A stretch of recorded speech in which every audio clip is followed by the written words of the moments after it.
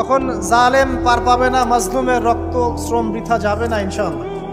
কবে কত বছর পর আমি জানি না, কিন্তু এতটুকু জানি যে মালহামার পরে যখন আল মাহদি আসবেন এবং তারপর যখন মাসিহুদ দাজ্জাল বের হবে এবং ঈসা ইবনে মারইয়ামকে আল্লাহ পাক নামিয়ে দিবেন, তার হাতে যখন দাজ্জাল নিহত হবে এবং জেরুজালেম থেকে যখন পুরো বিশ্ব শাসন করা হবে মুসলিমদের হাতে, তখন রিবা বলে কিচ্ছু থাকবে না পৃথিবীতে।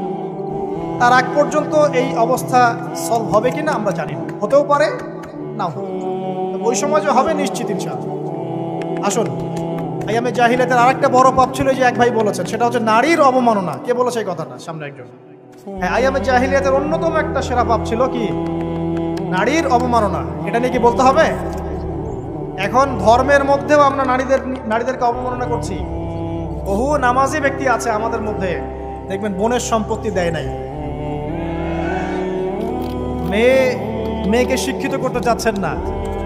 কেন যাচ্ছেন না? ওর কি অধিকার নাই শিক্ষার? আপনি কি জানেন যে আয়েশা রাদিয়াল্লাহু আনহার কাছে বহু সাহাবী হাদিসের তালিম নিয়েছেন, বহু হাদিস শিখিয়েছেন কে? মা আয়েশা রাদিয়াল্লাহু আনহা। তিনি যদি শিক্ষিত না হতেন শেখাতে পারতেন? তো মেয়েদের শিক্ষার দরকার আছে না?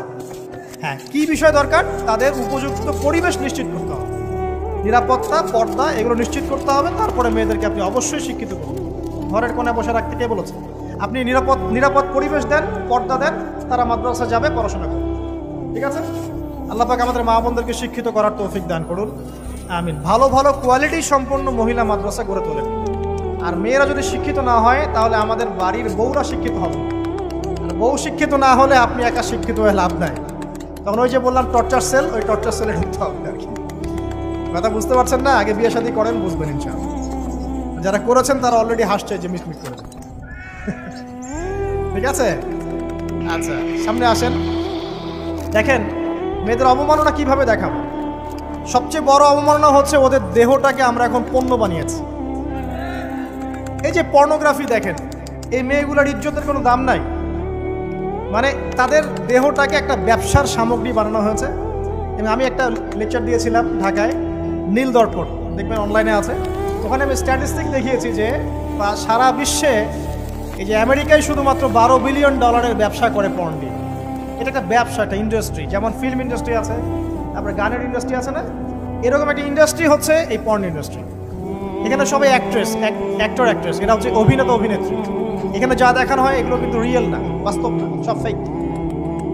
বুঝতে পারছেন না কথা? এগুলো অভিনয়, এগুলো ফেক। এবং এটা একটা ইন্ডাস্ট্রি, এর মধ্য দিয়ে মেয়েদের দেহটাকে পণ্য বানিয়ে সারা বিশ্বের ব্যবসা করছে।